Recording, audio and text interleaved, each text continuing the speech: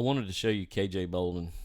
As we start the game with him on the number 2 defense, they're in a cover 3 with a base 3-4. So they're going to roll the safety down. So KJ in this case should be the strong safety. You've got both outside linebackers, apex and number 2 receivers. So they got flat force defending. And of course the safeties, if they read run to their side, they also can come downhill. Now he's probably seen this enough times because the offense is running their toothpick concept where they're reading the end.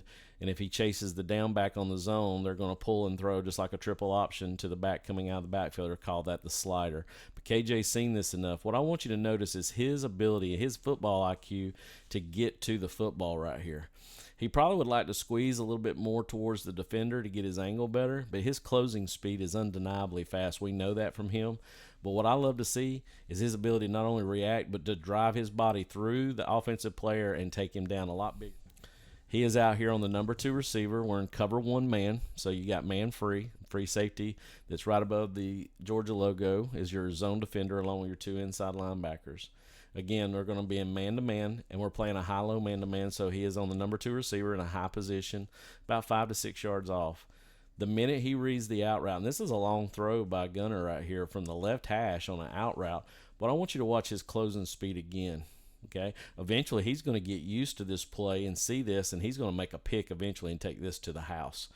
This is just him being a freshman and just trying to learn the speed of the game, but he is eventually going to learn to see that and be able to run and make a pick on that play right there. But watch again his closing speed, his football IQ, and closing to the out route and then driving his body through the ball, making a great tackle. We have another cover 1 look, and he's actually up at the top at free safety right here. I think we've got a nickel in this situation because I see 3 down linemen with no other outside linebackers, so they've got the nickel in right here, and he's at free. What I like about this is this is a teaching moment for him.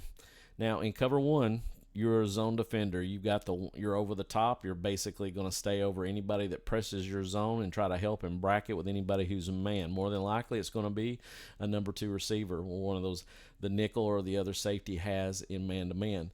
But in this case scenario, they just run base zone out of this with flare routes with their number 2 receiver, so they look like they're running fast screen on both sides.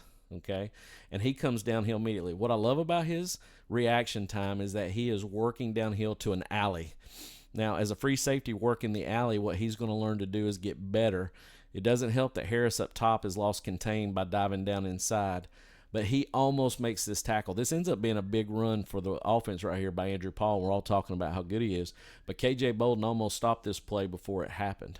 So if he works on his angle right here and gets a little bit wider instead of coming downhill, all right, because he is supposed to work inside out because he's thinking he has the ability with the speed, but he's got to realize where his help is at and where his leverages are at. What he does is he takes that inside. See how he bananas that a little bit? If he doesn't banana that as much and he works his way on a 45, he is going to hit Andrew Paul dead in the mouth. So this is a learning experience for him to take a better angle to the football and not be inside out on the banana and almost make the play instead of chasing him down from behind.